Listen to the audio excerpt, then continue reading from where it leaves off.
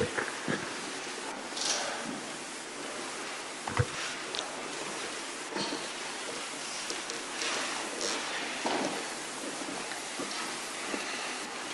deň, dámy a páni. Vítam vás na tlačovej konferencii po spoločnom rokovaní predsedu vlády Slovenskej republiky Roberta Fica a ministra zahraničných vecí Spojených štátov amerických Marca Rubia. Pán premiér, nech sa páči, odovzdávam vám slovo. Ďakujem pekne. Thank you. Does it work? Vážený pán minister zahraničných vecí Spojených štátov amerických, Secretary of State, drahý Marco Rubio, dovolte mi, aby som vás privítal ešte raz aj s vašou delegáciou v Bratislave na úrade vlády Slovenskej republiky. Vážené dámy a páni, absolvovali sme spoločne s pánom ministrom najskôr krátke tête-à-tête stretnutie a potom sme rokovali v delegáciách, kde sme do väčších detailov rozoberali témy, ktoré sú podstatou celého našeho dnešného rokovania. Pokúsim sa veľmi stručne zhrnúť závery našich rozhovorov, či už medzi štyrmi očami, alebo v delegáciách. Poprvé si veľmi vážim, že táto návšteva prichádza krátko po našom stretnutí na Floride, kde som mal možnosť hovoriť s prezidentom Spojených štátov amerických, pánom Trumpom, za prítomnosti pána Rubia. Preto je to vynikajúci follow-up, je to výborné pokračovanie a mohli sme si krátko potom, ako sme sa videli na Floride, povedať, kam sme sa dostali za niekoľko týždňov v témach, o ktorých sme spoločne hovorili. Za najpodstatnejšie z dnešného stretnutia, vážený pán minister, považujem to, že sa navzájom rešpektujeme. Zdôraznil som, že som predstaviteľom vlády, ktorá chce robiť suverénnu slovenskú zahraničnú politiku, orientovanú na všetky 4 svetové strany. Zdôraznil som, že mojou základnou prioritou nie je ochraňovať národné a národnoštátne záujmy iných, ale že základnou povinnosťou mojou je ochraňovať národné a národnoštátne záujmy Slovenskej republiky. A myslím si, že je správne porozumenie, že všade tam, kde sa naše záujmy spájajú, vystupujeme ako spojenci. Tam, kde máme rozdielne názory, nás tu nutí rokovať, negociovať a nájsť primerané riešenie. Myslím si, že patrím medzi politikov, ktorí sú v rozhovoroch vždy veľmi otvorení a robím všetko preto, aby som to isté, čo hovorím na stretnutiach súkromných, hovoril aj verejne, preto aj teraz mi dovolte pár záverov, presne tak, ako boli formulované, ako sme si ich s pánom ministrom zahraničných vecí vymenili. Slovensku záleží na spolupráci so Spojenými štátmi v oblasti jadrovej energetiky. 13. februára nadobudla účinnosť medzivládna dohoda medzi Spojenými štátmi a Slovenskom, pokiaľ ide o spoluprácu v oblasti jadrovej energetiky. Informoval som pána ministra zahraničných vecí, kde sa nachádzame. Máme obrovský záujem pod hlavičkou amerického partnera vytvoriť nadnárodné konzorcium, ktoré by zagarantovalo, že Slovensko do roku 2040 by mohlo postaviť ďalší jadrový blok o výkone 1200 MW. A tešíme sa, ak sa nám podarí v priebehu budúceho roku podpísať už konkrétne dohody so spoločnosťou Westinghouse. Rovnako som požiadal samozrejme našich amerických partnerov aj o spoluprácu už v týchto štádiách prípravy tohto projektu, pretože je to projekt, ktorý sa vymýka z rámca Slovenska, dotýka sa aj celej Európskej únie, preto intenzívne rozhovory s našimi európskymi partnermi budú nevyhnutné a v tomto budeme potrebovať spoluprácu partnerov amerických. Keď sme pri energetike, informoval som pána ministra zahraničných vecí o tom, čo sa deje v tomto regióne, pokiaľ ide o plyn a ropu. Nebudem zachádzať ďaleko a do detailov. Môžem však len povedať, že Slovensko ako krajina, ktorá vždy bola na začiatku rôznych potrubí, či išlo o ropu alebo išlo o plyn, sa dostalo na koniec týchto potrubí. Sme v nezávideniahodnej pozícii kvôli ideologickým a škodlivým rozhodnutiam Európskej únie, najmä teraz hovorím o rozhodnutí Repower EU, ktoré zastavuje napríklad toky akéhokoľvek plynu z východu do Európy, počnúc v našom prípade 1. novembrom 2027. Hľadali sme tu rôzne alternatívy a ja sa naozaj domnievam, že aj zajtrajšie stretnutie s predsedom maďarskej vlády Viktorom Orbánom môže priniesť určitý posun, pokiaľ ide o krízovú situáciu, ktorá momentálne vzniká v oblasti dodávok ropy do Európy a do rafinérií, ktoré kontroluje maďarský MOL. Tretia téma bola téma, ktorá sa dotýkala samozrejme vojny na Ukrajine. Tu má Slovensko svoje originálne, neopakovateľné postoje, ktoré sa nevždy zhodujú s postojmi našich partnerov v Európskej únii, ale to je tá naša otvorenosť, to je tá naša priamosť a to je realizácia suverénnej politiky na všetky štyri svetové strany. Jasne som povedal názor pánovi ministrovi zahraničných vecí, ako my vidíme vojnový konflikt. Myslíme si, že ešte bude pomerne dlho pokračovať. Nevidíme východiska na mierové ukončenie v krátkom čase. A ponúkol som Slovensku ako krajinu, ktorá rozumie jazyku aj na Ukrajine, aj v Ruskej federácii, ako krajinu, ktorá má dobre spravodajské služby, ako krajinu, ktorá je susednou krajinou Ukrajiny. Nám výmenu názorov k tejto téme.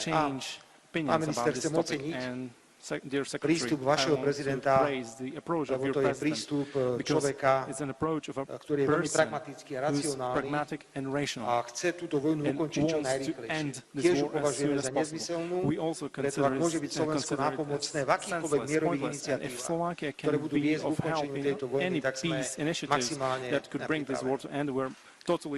Vážené dámy a páni, chcel som ešte informovať, že počnúc 1. júlom 2026 Slovensko preberá predsedníctvo vo výnimočnej štruktúre regionálnej spolupráce a to je V4, Visegradská skupina. Chcel by som potvrdiť slová pána ministra zahraničných vecí, že tento formát by mal byť využívaný nielen na danú regionálnu spoluprácu, ale mali by sme uvažovať aj o postupnom prizývaní partnerov k témam, ktoré v danom okamihu budú veľmi aktuálne. Preto, a hovorili sme o tom krátko, pokiaľ po 1. júli 2026 vznikne téma, kde bude užitočné hovoriť o formáte V4 Spojené štáty americké a budú s tým súhlasiť samozrejme partneri vo V4, my budeme pripravení na zorganizovanie takýchto stretnutí. Za Slovensko hovorím, že o takýto formát V4 Spojené štáty v zásadných otázkach zahraničnej energetickej spolupráce máme Samozrejme, že sme si vymenili názory aj na množstvo iných tém. Chcem ešte dodať, že sme členským štátom NATO, sme partnermi v Severoatlantickej aliancii. My rozumieme postoju Spojených štátov, že Európa sa musí viac starať o vlastnú bezpečnosť. Myslím si, že je veľmi jasné a zrejme, že v Európe hovoríme o zvyšovaní výdavkov na vlastnú bezpečnosť. To je prirodzený vývoj, ku ktorému došlo. A preto sme sa rozprávali aj na tému, ako ďalej s rozpočtami do budúcich rokov. My musíme brať na zreteľ naše možnosti a schopnosti, ktoré máme, ale rovnako si uvedomujeme, že Slovensko, keď chce byť súčasťou kolektívnej bezpečnosti v Európe a v NATO, tak sa bude musieť zúčastňovať aj na tom, že budeme postupne posilňovať naše kapacity. Chcel by som rovnako poprosiť o pochopenie v tom, že máme záujem z rozpočtov, ktoré sú určené na vojenské účely, budovať aj projekty duálneho určenia. Nech je dobrým príkladom obrovská vojenská nemocnica, ktorá sa stavia v blízkosti ukrajinských hraníc vo východnej časti Slovenskej republiky. Naďalej bude pokračovať vojenská spolupráca. Viete, že sme obstarali lietadlá F-16 zo Spojených štátov. Je záujem zvýšiť tento počet na 18 kusov, čiže diskutujeme na tému, ako ešte ďalšie 4 lietadlá dostať do letky slovenskej armády, pretože nie je príliš dobrým znakom suverenity, ak náš vzdušný priestor chránia dnes stíhačky Poľska, Maďarska, Českej republiky. Do tejto nezávideniahodnej situácie sme sa dostali tým, že došlo k darovaniu vojenskej techniky na Ukrajinu v roku 2020 až 2023. Je tu množstvo iných aspektov vojenskej spolupráce, pretože sme spolu do NATO. O tej hovoril aj podpredseda vlády a minister obrany Robert Fico spolu s pánom ministrom. Diskusie sa zúčastnili aj ďalší členovia slovenskej delegácie, podpredseda vlády, minister životného prostredia, pani podpredsednička vlády, ministerka hospodárstva, ktorá zodpovedá za spoluprácu v oblasti energetiky a samozrejme partner pána ministra zahraničných vecí, minister zahraničných vecí Slovenskej republiky, pán Blanar. Pán minister, ešte raz vítajte na Slovensku. Rozhovor bol otvorený. Ja si myslím, že nikto z nás nič neskrýval. Opäť ste pravdepodobne na Slovensku počuli názory, ktoré bežne nepočujete. Najmä pokiaľ ide o vojnu na Ukrajine, ale na to sme tu, my tu nie sme na to, aby sme našich partnerov klamali alebo zavádzali informáciami, ktoré nevychádzajú z objektu. Ďakujem, že ste prišli a tešíme sa na ďalšiu spoluprácu. Ďakujem pekne, pán premiér. Minister zahraničných vecí Spojených štátov amerických. Well, first of all, thank you, Mr. Prime Minister, for welcoming us. This is a follow-up, as you said, to a meeting we had not too long ago in Florida, in my home state, with the President of the United States. And in the aftermath of that meeting, we discussed some things during that meeting regarding a specific purchase of airplanes. There were some impediments to it. We were able to resolve those. And we're happy that that got resolved because it's an example of how this direct engagement could lead to more things we can achieve together.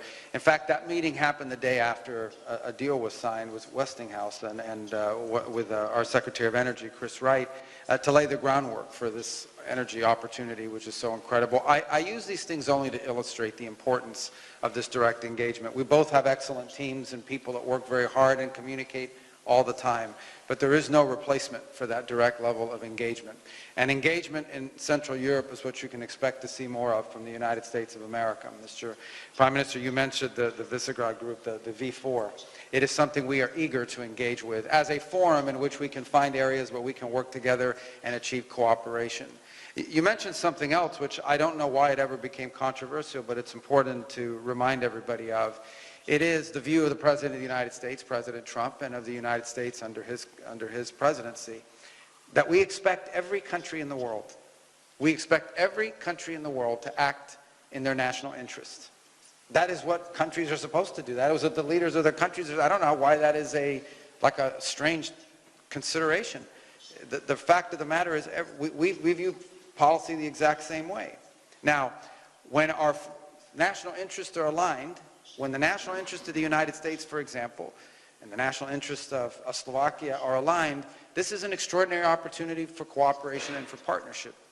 Where there might be some misalignment, well, that's where the relationship comes in. That's where the partnership comes in. That's where we try to accommodate one another and find a way forward. There's nothing controversial about that, at least not as long as President Trump is in the White House.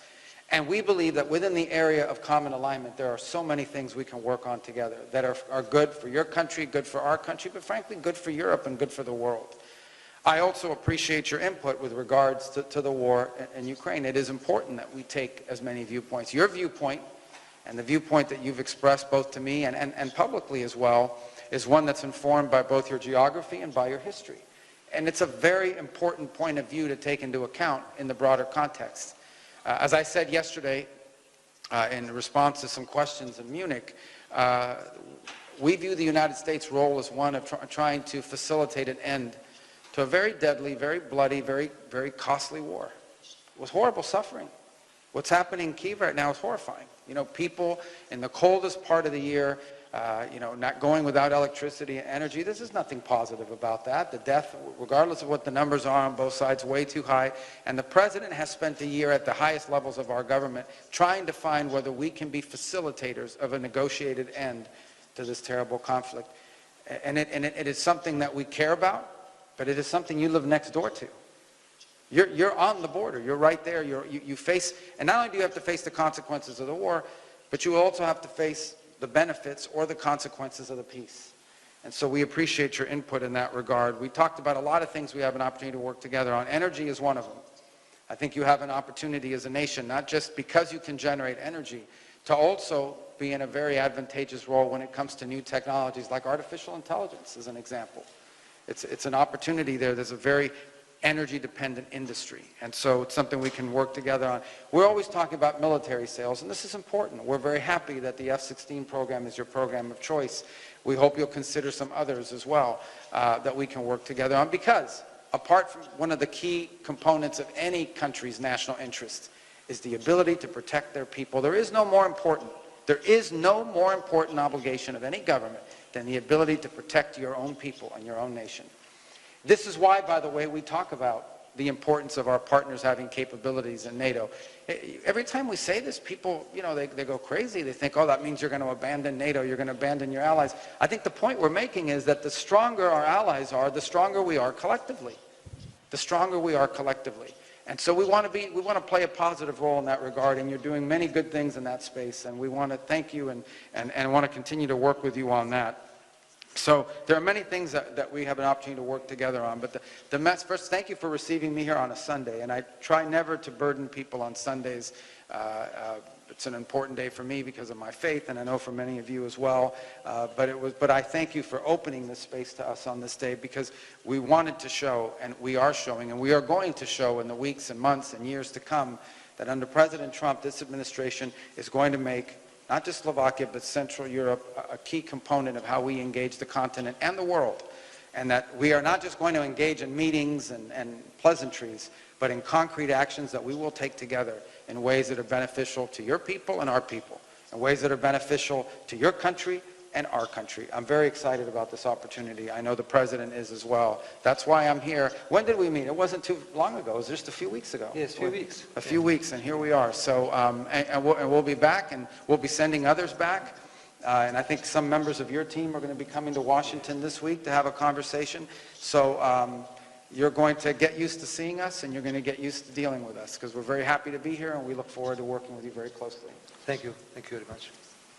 Ďakujem veľmi pekne. Teraz je priestor pre otázky. Poprosím prvú otázku Slovenskú televíziu.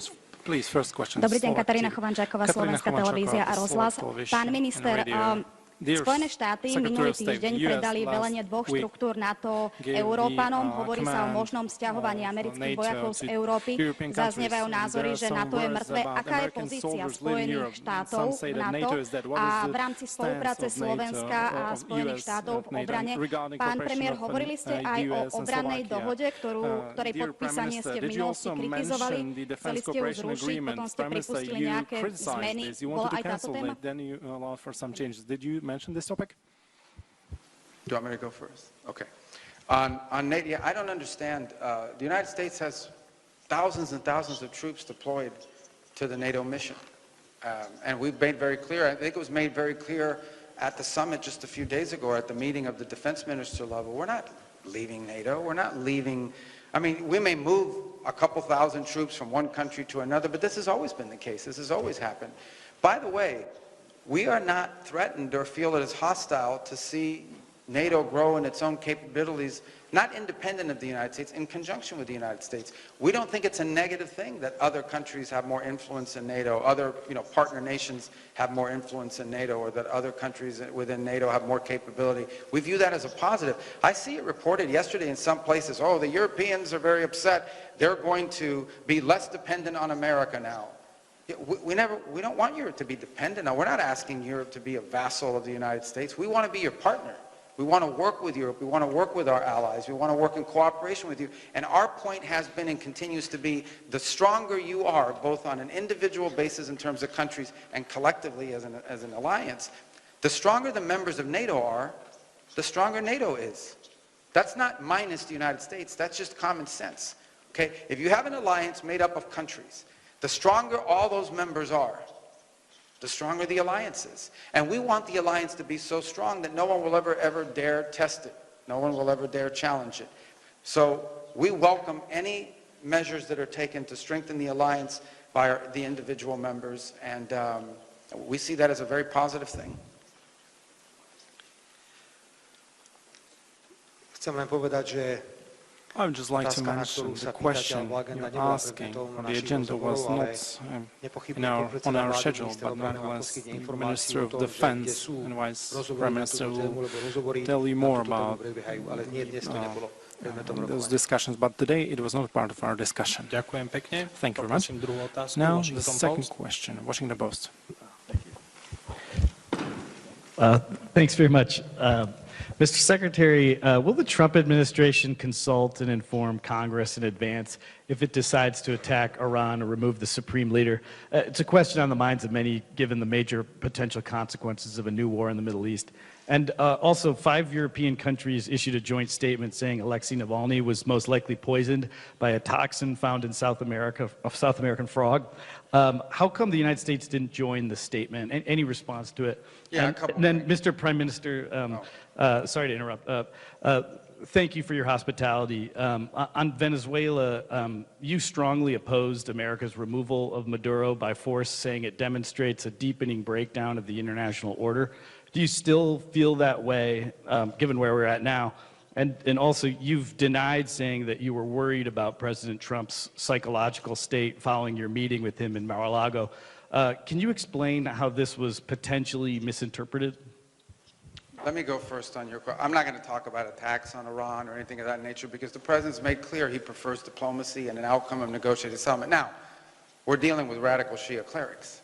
Okay? We're dealing with people who make geopolitical decisions on the basis of pure theology, and it's a complicated thing. I mean, no one's ever been able to do a successful deal with Iran, but we're going to try.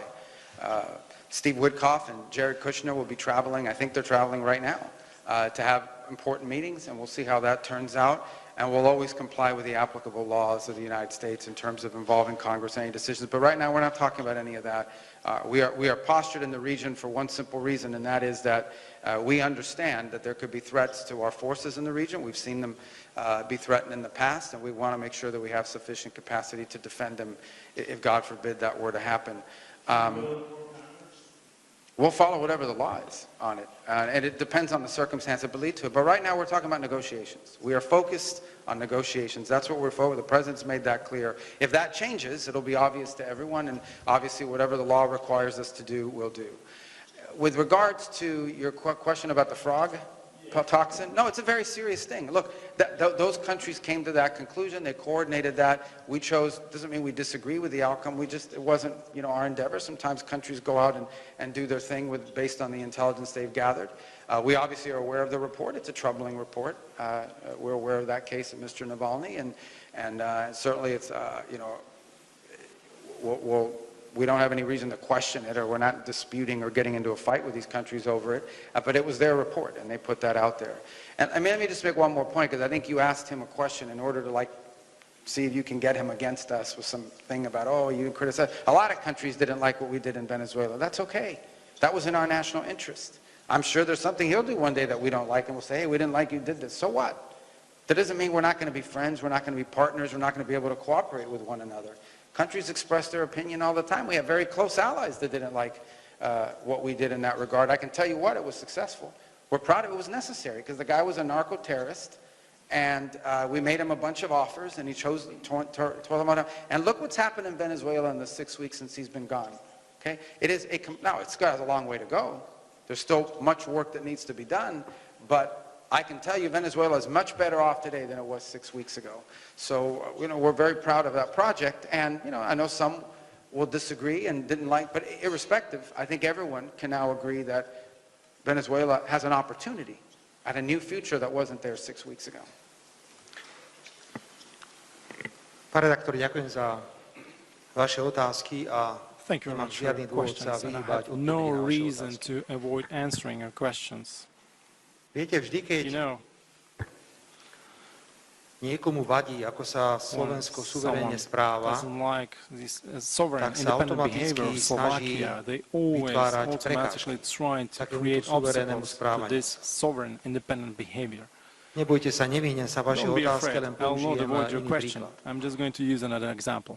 Rozhodol som sa I suverénne decided independently, duchu našej sovereignly, suverénnej in the politiky, name že sa of our sovereign zúčastním policy, na oslavách to 80. participate výročia in celebration of the 80th konca druhej anniversary svetovej vojny a of the víťazstva end nad of Second fašizmom v World Moskve. War and win against Mal som na to fascism 1000 in dobrých dôvodov, Moscow. I pretože have thousands of good reasons for that, bola because to Červená armáda, it ktorá was the Red oslobodzovala Army Slovensko v rokoch that liberated 44 Slovakia a in 45. 1944 and Či 1945. veríte alebo neveríte, Believe it or not, ale dva členské štáty but Európskej two únie, member states of the EU, dva členské štáty two NATO, member states of naši NATO, partneri, our partners, mi nedovolili preletieť did not cez ich allow územie me to do Moskvy. fly throughout their airspace to Russia. Nepamätám si, že by mi niekto z I don't americkej remember administratívy anyone hovoril, from the že US nechoď tam. administration to tell me, don't go there. Keď som išiel na oslavy When konca druhej I svetovej vojny do went Číny, celebration of the end of the Second tak World som War bol in China šokovaný, ako to the anniversary. I was celá shocked Európska how únia the whole odignorovala tieto European oslavy Union čisto z ignored the politických, celebration ideologických dôvodov. solely based on political, Ja som mal ideological 1000 reasons. dôvodov I had dobrých thousands of good reasons ísť do to go Číny, aj som to išiel. China. And so I went there. Potom sa mi to zdá také zvláštne, And, že you know, keď it sa seems stretnem strange to me neformálne s when you niektorými meet mojimi kolegami, informally, like when I meet tak with sa my ma colleagues, pýtajú potichu, no čo ti ask povedal me, ten prezident you know, Putin a čo ti whispering, povedal what ten did prezident Putin Xi tell Jinping. My you, musíme what viesť does dialog. Xi My sa tell musíme you? rozprávať. We have to lead a dialogue. We Rozhovory have to nám speak vytvárajú with each other. priestor na získavanie Discussions create vzácnych space informácií. to receive and get Presne ako valuable nahováram information, teraz, just like musíme now viesť I'm dialog s mentioning, we Ruskou have to lead federáciou. discussion Musíme with the viesť Russian dialog s Federation. We ruským have to prezidentom lead dialogue. We have to have Vladimírom dialogue with the Putinom. Ak Russian nebudeme President viesť Vladimir dialog, Putin. If we tak will nemôžeme not do tvrdiť, that, že máme we záujem cannot ukončiť say that we are interested vojnový in konflikt, ktorý ending dnes this vidíme military conflict we na see Ukrajine. today in Ukraine. A takto sa dostávam k vašej And otázke. now I approach your Jednoducho, question like in this manner. Nie každému sa páči, Simply že not everyone sme suverénne likes nadviazali that komunikáciu, we pokiaľ ide o spoluprácu v jadrovej independently energetike. made cooperation Tak regarding prišli nuclear energy. klebetí výmysly. So then Ja sa they nebudem started nimi ani making things zaoberať, up. pretože And vždy I to will tak not je. even Keď focus on them urobí because it's always like suverénna that. slovenská When vláda a nejaké sovereign rozhodnutie, Slovak ktoré je v súlade s government našou makes a politikou na decision všetky 4 that is svetové strany in a line niekomu with to our vadí, sovereign tak sa policy robia to prekážky. all four corners Vymýšľa of the sa, world, they klebetí always sa do a robí sa obstacles, zle. they make things To up, je so they odpoveď na just druhú časť vašej do otázky. damages. Pokiaľ ide o That's the prvú answer časť vašej to the second otázky, part of your question. a Regarding to the je first otázka part, that's Venezuely. the question regarding Venezuela. Slovensko je krajina, ktorá má Slovakia is a 5,5 country milióna with obyvateľov 5.5 million a nedá sa citizens. porovnávať We ekonomicky cannot compare it s veľmocami, economically ktoré tu with dnes superpowers, máme. which we have today. A my dôsledne vychádzame, And pán redaktor, we z base určitých princípov. Poprvé náš princíp our work on prvý je, že principles. The máme first principle is prioritne záujem na that mierovej we spolupráci. are interested miery. in peaceful Aj cooperation. preto mám úplne iné in názory peace. na vojnu na Because Ukrajine. of Ja that, I have a nepodporujem vojnu na completely different Ukrajine. opinions A naďalej tvrdím, že sú regarding tu war in niektoré Ukraine. členské And I štáty do not support it. Európskej And únie, I ktoré si želajú, aby say vojna that there are pokračovala. some member states of the EU that are interested Chcem in continuing the war. súčasne And povedať, I would like to že say držíme at the sa same zásady time that nezasahovať we're do vnútorných upkeeping záležitostí the iných rule krajín. of not interference, not to Viete, čo je interfere smiešné, in keď other internal matters idem of navštíviť other countries. You know, it's funny when I go and visit máme China. vynikajúce strategické partnerstvo We have great strategic a partnerships. novinári sa ma pýtajú, And či som journalists, vytýkal they ask Číne Did spôsob you riadenia mention vnútorných vecí. Každá Did krajina you má právo complain vybrať si about how svoju they cestu. manage their To je internal ďalšia things? zásada, You ktorú know, every sami country riadíme. has the right to Potom je choose to their own samozrejme path. tretia That's zásada, the rule I a abide to to. And otázka the third medzinárodného thing, práva. and that's the question Na regarding niektoré veci international máme law. iný názor. We have different opinions Pokiaľ on viem, tak certain Spojené matters. štáty americké As far nie as sú I know, the signatárom US is not a signatory Medzinárodného of the trestného tribunálu. My International sme. Court of Justice. We are. Možno aj na iné veci máme members. rozdielne Perhaps názory, we ale may to have sme predsa different na opinions úvod on other things, but zadefinovali. Tam, we kde have máme defined rovnaké it at this názory, very tam beginning. nás to spája. Kde We have same opinions on certain matters that unite us, and when we disagree, we should have negotiations and come to a conclusion. So all our stances we form are based on such principles, and that's the reason, dear colleague, why you still did not recognize Kosovo. Why we didn't recognize Kosovo, because we believe that it was created against international law, but we didn't have a problem. Just like we stated our opinion on Venezuela, we did the same thing with Ukraine. Using military force in Ukraine is also breaking of international law. And I have no other opinion but to comment the same things in the same manner. But I totally recognize, because we see this after a long period of time, the common sense, pragmatism in foreign policy, that's what has been missing.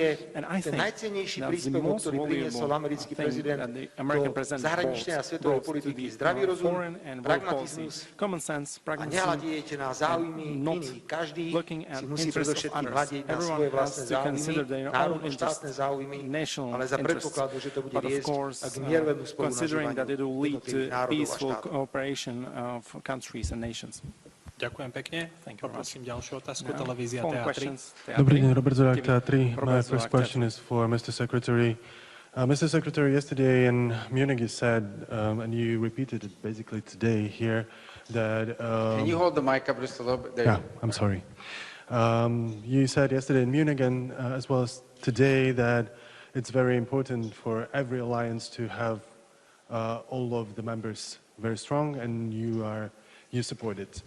At the same time, before your visit of Bratislava and Budapest, you said that this is kind of strengthening the ties with so-called cooperative allies. Who are the non-cooperative allies from your point of view? And isn't this kind of creation of two-tier EU or the policy of carrot and stick? Moja druhá otázka je pre pána premiéra. Včera pán minister Rubio povedal tiež, že podľa Washingtonu Rusko nemá veľmi záujem na ukončení vojny. Vy sám rád opakujete, že máte iný názor na vojnu na Ukrajine, než je všeobecne v Európe. Ako ste si vyjasnili túto otázku v rozhovoru s pánom Yeah. I think I followed your question. Let me just briefly say, I don't know about look, I'm not going to use this press conference to attack this member of NATO or that member of NATO in terms of what they're doing or not doing with regards to the alliance. I was giving a speech about our relationship, the Transatlantic Alliance, as they call it, which on the military front is largely built on NATO, and on the commercial and economic front is built through the European Union, and obviously to non-members of the European Union then through bilateral agreements with them. And the core point of my speech yesterday remains that our relationship to Europe as a continent, the transatlantic relationship, is not just a military alliance. It is not just a commercial alliance or a trade alliance. If it was just built on commerce and military, then this is very transactional. And it's only going to be an alliance as long as it's mutually beneficial in that regard. The point of my argument yesterday was that our transatlantic alliance, as it's been called, is built on something even more important and more enduring, and that is the ties we have as people, cultural ties, historical ties, religious ties, direct descendants in many cases, our language, etc., shared experience. And that's the point of it. And as far as, if you want to talk about NATO specific, yeah, I mean, I don't think this is a mystery. This has been something the President's talked about since his first administration as 45th President of the United States, and that is that he wants NATO to be stronger. And in order for NATO to be stronger, the member states have to be stronger. That's the point. I think we're headed in a good path in that regard. I think we've seen a tremendous amount of progress, and we'll continue to see progress in that direction, I hope, because it makes the alliance stronger. And asking member states of NATO to be stronger is not a threat to say, well, if you're not stronger, then we're going to, it's to point out to everybody that it is a stronger alliance. We are collectively stronger when we are individually stronger on what our capabilities we bring. And every nation has a unique situation. Every nation that's a member of the coalition of NATO has, in some cases, some strategic advantages, special things that they can bring to the table that perhaps another member state cannot. That has to be taken into account as well. Ďakujem za otázku, pán kolega. Máme veľkú výhodu, pretože ja nemusím rozmýšľať, čo poviem, ako odpoveď, poviem to isté, čo hovorím stále od samého začiatku. Určite by to mohol potvrdiť aj pán minister zahraničnej veci, čo som dnes povedal. Európska únia alebo niektoré členské štáty únie sú v pasci. A tá pasca je v tom, že čelíme bezprecedentnej kríze Európskej únie, pokiaľ ide o konkurencieschopnosť. Naozaj máme problém. Európska únia je ekonomicky v hlbokej kríze a pokiaľ si nepovieme, že sme prijali nezmyselné ideologické klimatické ciele, tak sa z tejto krízy nikdy nedostaneme. A v tejto situácii, pán kolega, je veľmi ťažké niektorým členským štátom povedať, urobili sme chybu pri vojne na Ukrajine. Veď stratégia bola veľmi jasná. Už v apríli, 3 mesiace po začiatku vojny, na stole v Istanbule bol vypravený dohovor, ktorý mohol vojnu ukončiť. A prišli niektorí západní politici, predovšetkým z Európy, ktorí povedali, nesmiete to urobiť, lebo si mysleli, že cez túto stratégiu vojny, podporovania Ukrajiny, sankcií, pôžičiek sa ekonomicky a politicky Rusko oslabí. Dnes všetci vieme, že táto stratégia nefunguje. Ale krajiny, ktoré túto stratégiu podporovali od samého začiatku, nemajú odvahu sa priznať a povedať, stačí. Pán redaktor, hovorili sme o číslach, že koľko je reálne obetí tejto vojny.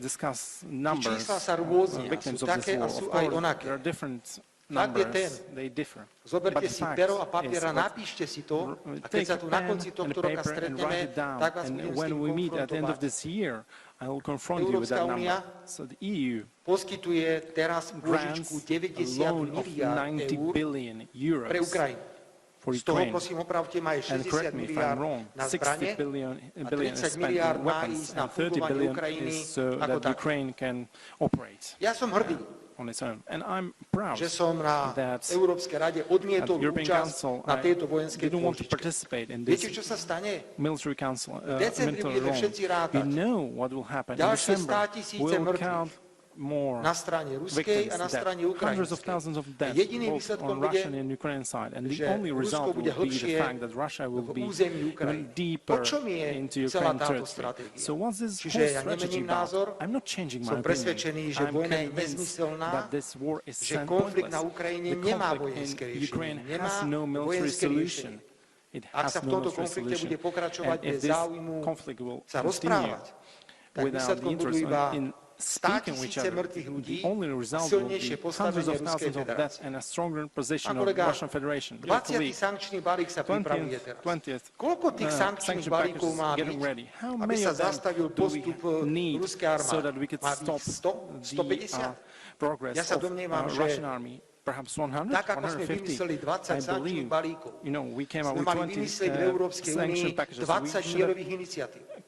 Európska únia mala vynaložiť celé úsilie, celú energiu. Je nás skoro 500 miliónov. Ešte stále sme ekonomicky v celkom silní, hoci máme krízu. A mali sme presviečať bojujúce strany, aj Rusko a Ukrajinsku. Stopnite to, zastavte to.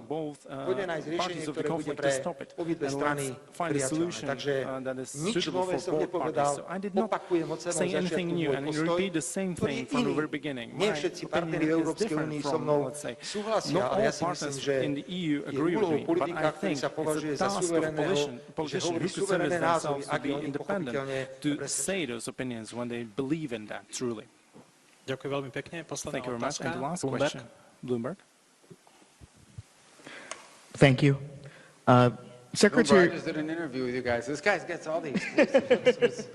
All right, go ahead. I'm sorry. Thank you for more of your time, Secretary Rubio. No, thank you. That's why I'm here.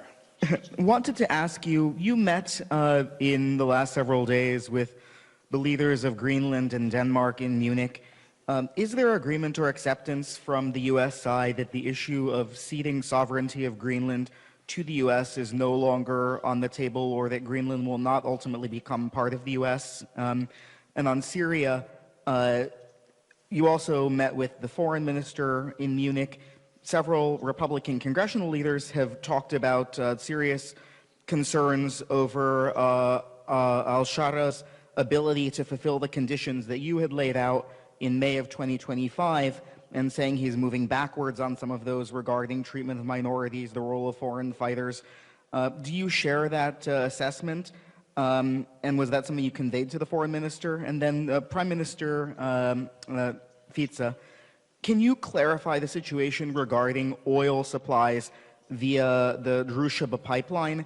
And do you have any information on why the flows have not resumed? Or can you confirm Hungary's claim that Ukraine has indeed repaired the damaged section of the pipeline, but that there is no political will from the Ukrainian side to restart that flow? And lastly, on energy, Prime Minister. That's like 4 questions. How does the guy get 4 questions? Just in terms of the. You guys did a pool or something? The energy reduction, the energy reliance dependence of Slovakia on Russia, is that something that you're willing, that Slovakia is willing to reduce or end the oil and gas imports, or to increase imports of fuels like LNG from the U.S.? Thank you both so much. All right. I don't even remember your first question. I think it was about Greenland and Denmark, right? Okay. Yeah, we met with them. We're meeting with them. I'm not going to talk about it. I told you guys we're not going to have this thing back and forth in media and press conferences. We have a good process in place. We're engaging with them. I feel very positive and optimistic that we're on a good trajectory. In the case of Syria, actually, let me point something out. Number one, we met with the foreign minister of Syria. You know who else was there? General Muslim. They came together. The Kurdish leader was there. We put that out. I don't know why that wasn't reported. Interestingly, by the way, I read, and I knew this was going to happen. I told my people to tell you this because I knew this was going to happen. We couldn't go to a Ukraine meeting that they were having, one of the multiple Ukraine meetings that we attend. We couldn't go to one of them. And the reason why we couldn't go to that one with 4 other European countries is because we were meeting with Syria and the Kurds. I couldn't figure out a way how to be in 2 places at the same time. It's a problem many people face. You can't be in 2 places at the same time. So we met with the Syrian foreign minister and with the General Muslim on behalf of the Kurds, a historic meeting, okay, together in the same meeting. Now, let me say that no one here has ever disputed that the challenge of Syria was going to be a very significant one, okay? We are dealing with elements that, as we've said in the past, we have concerns about things that they have done in the past. But the bottom line was we had 2 choices in Syria. Choice number 1 was to let the place fall apart into 18 different pieces, long-term civil war, instability, mass migration, playground for terrorists, ISIS running all over the place, Iran getting back in. That was choice number 1. Choice number 2 is to try to see if it was possible to work with these interim authorities and with al-Shara and with his team. Guess what? We chose number 2 because it was made sense. Now, is it going to be easy? No. Is it going to be difficult? Absolutely. Is it going to have ups and downs and good days and bad days? No doubt about it. Here's the fact, okay? And I'm not saying that this tells you that we should claim victory and start a parade, but here's the fact. The fact is that when this situation erupted in the northeast of Syria, the president engaged personally, not once but twice with al-Shara, and he said, stop the fighting, so that we can move the ISIS prisoners that are there. Thousands of ISIS prisoners who, by the way, could have broken out and created havoc and chaos. Stop the fighting so that we can move these ISIS prisoners and so that we have more time to work on this reintegration, the integration of the Kurds into the national Syrian forces. And al-Shara did it. Now, he's kept his word up to this point. Obviously, he has to keep doing that. But that's what we've been able to achieve. We've been able to at least get him to agree to do that, and that's been important because we've been able to move those prisoners into Iraq and out of harm's way so that we don't have a massive jailbreak and 4,000 or 5,000 ISIS killers running crazy all over the place and threatening us in the future. And it's given us time to work on this integration agreement, which they have agreed to between the Kurds and the Syrian authorities in Damascus. Now, you have to implement that agreement. That's not going to be easy. And there are other such agreements that they need to reach with the Druze, with the Bedouins, with the Alawis, with all the elements of a very diverse society in Syria. But we think that outcome, as difficult as it's been, is far better than a Syria that would have been broken up into 8 pieces, with all kinds of fighting going on, all kinds of mass migration. So we're very, very positive about that. And as far as members of Congress are concerned, we've worked with them on this. We've kept them informed. We've invited them to many of the meetings. In fact, Ambassador Barrack was in Washington last week briefing the congressional committees, always very blunt and very honest about the challenges involved in executing on this very difficult situation. But we think it's headed in a positive direction, even though it's been tested. There's been some difficult days. Frankly, there's been some days that have been, very concerning. But we like the trajectory. We have to keep it on that trajectory. We've got good agreements in place. The key now is implementation, and we'll be very involved in that regard. Those were my two questions, right? Okay. Pán redaktor, dovolím si spojiť obidve vaše otázky to join your two odpoviem questions naraz together, and I'm jednou going to odpoveďou. answer the one answer. Keď krajiny bojujú, When countries fight, ako to je v prípade just like in the Ukrajiny, case of Ukraine, tak sa už nehľadí na nič. no one Používa considers sa anything. propaganda z All jednej strany, matters z druhej can be strany. used. The propaganda is used from both Tak ako sides. And just like Ukrajina obviňuje Ruskú Ukraine federáciu, že accuses Russian zneužíva Federation that they are energie, using ako energies sú as ropa a plyn gas and oil to na politické účely, their political goals. tak aj druhá strana zase And also obviňuje the other Ukrajinu, že side robí to isté. also blames Ukraine for the very same thing. Pán redaktor, my sme pravidelne cez Slovensko ťahali plyn, Slovakia ktorý used to išiel cez transport Ukrajinu gas na that went Slovensko do through západnej Ukraine Európy. from Ukraine through Slovakia to Western A Europe. zarábali sme na tom na tranzitných poplatkoch Made okolo 500 miliónov eur around ročne. 500 million euros per year just on Ukrajina transit tým, že fees. tranzitovala ruský plyn And do Ukraine, by Európy, transiting, zarábala by transit fees na tranzitných poplatkoch from okolo Russian gas, 800 až they made 900 around miliónov eur from ročne. 800 to 900 millions of A euros prišlo per year. ideologické rozhodnutie. And then ideological Cez decision was Ukrajinu sa made. nebude ťahať ruský plyn, No Russian znamená, gas nebude sa will ťahať go ani through cez Ukraine. Slovensko. So it will Pravdepodobne not also go Ukrajine through Slovakia. tá miliarda So nechýba, I pretože guess dostávajú Ukraine is not obrovské missing that príjmy, 1 billion, but obrovské they pôžičky. are To getting sú huge loans, 100 milióny, to sú hundreds, miliardy. To millions, sú jednoducho billions. také sumy peňazí, So o crazy ktoré si amounts nevieme of ani money. We predstaviť. cannot even imagine it. Za týchto podmienok And chcem povedať, In those že circumstances, I'd Slovensko like sa to say správa veľmi that zodpovedne. Slovakia is Mohli by sme byť behaving urazení seriously. a mohli by sme prijať We could odvetné get opatrenia mad proti Ukrajine. and Ale my na Ukrajine accept nevidíme prezidenta Zelenského. some measures against Ukraine, but we do Nevidíme not see politikov. Ja tam Zelensky vidím in Ukraine. We deti, do not see ženy a rodiny, politicians. We see ktoré potrebujú prežiť ťažkú children, zimu. Families that have A to preto sme survive sa a harsh rozhodli, že winter. napriek tomu, And čo because nám of that, Zelenský urobil, we decided that despite že nás what obralo 500 miliónov Zelensky did eur to us, ročne, he took 500 million euros dodávame per na year from Ukrajinu us. elektrickú energiu, We To sú provide takzvané Ukraine with electricity. špeciálne Those are so-called zásielky elektriny, keď im zlyháva energetický systém. Provisions of electricity when their my im electricity dodávame, či system tomu fails. veríte alebo And neveríte, believe it aj or plyn. not, we also provide them with Napriek gas, tomu, že z východu na despite západ the tu fact netečie. that there is no flow from east to west. Pýtate sa súčasne aj na At the same time, ropu, you're tak chcem asking povedať, about že oil. So I would just like je to tu say rozhodnutie, ktoré sa nazýva Repower there EU, is a decision, so-called ktoré Repower 1. EU, novembra and 1st November 2027 2027, zastavuje akýkoľvek from that tranzit, date, akýkoľvek tranzit any transit ruského plynu Russian do Európy, gas čo nám will be spôsobí stopped obrovské ťažkosti.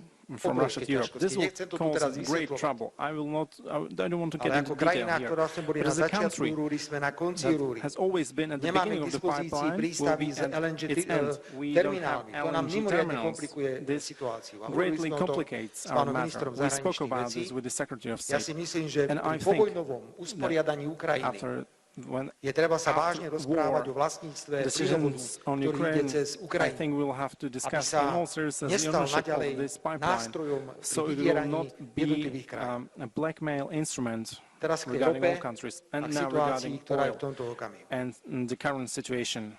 Ukrajina sa domáha členstva v Európskej Ukraine únii. wants to be a member state of the Sú EU. tu krajiny, ktoré nehovoria There are pravdu Ukrajine. countries who are not speaking tu the truth krajiny, about ktoré hovoria Ukraine, and pravdu then there are Ukrajine. countries which speak the Maďarsko truth je about dlhodobo Ukraine. Hungary, absolútne for a férové long voči time, has Ukrajine, been fair keď hovorí, towards Ukraine when že nebudú saying súhlasiť s they členstvom will not Ukrajiny v agree Európskej with únii. Ukraine membership to My na the Slovensku EU. In hovoríme, Slovakia, že we môže say vstúpiť Ukrajina that do Európskej únie za Ukraine predpokladu, can join že splní the všetky EU under nevyhnutné the assumption podmienky. they will meet all the My teraz necessary nemôžeme criteria. oklamať Srbsko, We cannot lie nemôžeme now oklamať to Čiernu Horu, Serbia or nemôžeme Montenegro oklamať Albánsko. or Tieto krajiny Albania. sú Those countries stokrát lepšie pripravené na are vstup do Európskej únie, 100 ako je times Ukrajina. better prepared for accession Ja than neviem, pán Ukraine. redaktor, And I don't know, kto colleague, zbombardoval ropnú infraštruktúru na Ukrajine. Ja neverím ani jednej, ani druhej strane.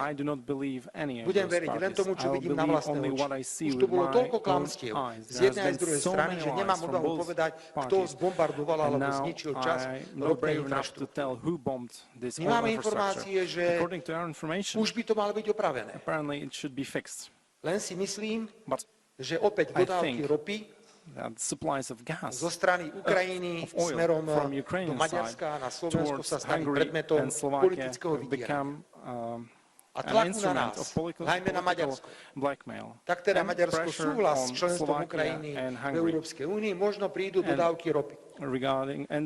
Myslím si, že budeme mať zajtra stretnutie, momentálne dodávky fungujú všetko, pokiaľ ide o výrobky zo Slovnaftu, z rafinérie na Slovensku.